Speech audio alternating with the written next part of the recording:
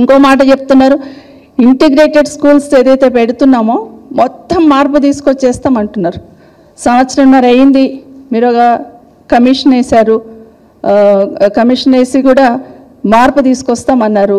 అసలు ఈ 1.5 ఇయర్లో ఏం మార్పు తీసుకొచ్చారనేది స్పష్టం చేయాలని కోరుతున్నాను. అసలు ఏం విద్యాపరంగా ఎక్కడ మార్పు తీసుకొచ్చారు?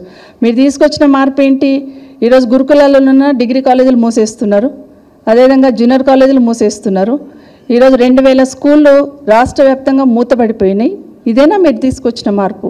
ఎందుకైనా విద్యా కమిషన్ వేసి ఉన్నారు మీరు. ముఖ్యమంత్రి గారు మీ దగ్గరే ఉంది కదా విద్యాశాఖ, ఎందుకు స్కూళ్ళు క్లోజ్ అవుతున్నాయి? ఎందుకు ఎస్సీ గురుకులాలలో ఉన్న ఇంటర్ కాలేజీలు కానీ డిగ్రీ కాలేజీలు కానీ ఎందుకు మూతపడేయాలనుకుంటున్నారు? దాని వెనకాల మీ ఉద్దేశం ఏంటి? గురుకులాలను ఎందుకు నిర్వీర్యం చేయాలనుకుంటున్నారు? ఒక్కసారైనా గురుకులాల్లో చదువుతున్న బిడ్డలు పేద బిడ్డలే కదా అని ఒక్కసారైనా రివ్యూ చేసే ప్రయత్నం చేశారా? దాని వెనకాల ఏం జరుగుతుంది, ఎందుకు ఇబ్బంది అవుతుంది అని ఆలోచించారా?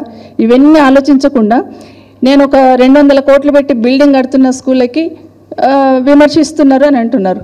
అంటే 200 కోట్లు పెట్టి నియోజకవర్గానికి ఒక స్కూల్ కడితే మరి మిగతా స్కూళ్ళ పరిస్థితి ఏంది?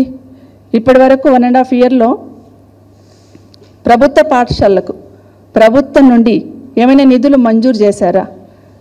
పోయినసారి మీరు అన్నారు కదా అక్కడున్న మహిళా సంఘాలకే ఇస్తున్నామని చెప్పేసి, ఆ ఇస్తున్న నిధులు కూడా అక్కడున్న జిల్లాలో ఉన్న మినరల్ డెవలప్మెంట్ ఫండ్స్ లాంటి ఫండ్స్నే అడ్జస్ట్ చేశారు తప్పిస్తే రాష్ట్ర ప్రభుత్వం నుండి స్కూళ్ళకి ఎప్పుడైనా ఇప్పటివరకు ₹1 మంజూరు చేశారని గౌరవ ముఖ్యమంత్రి గారిని అడుగుతా ఉన్నాను.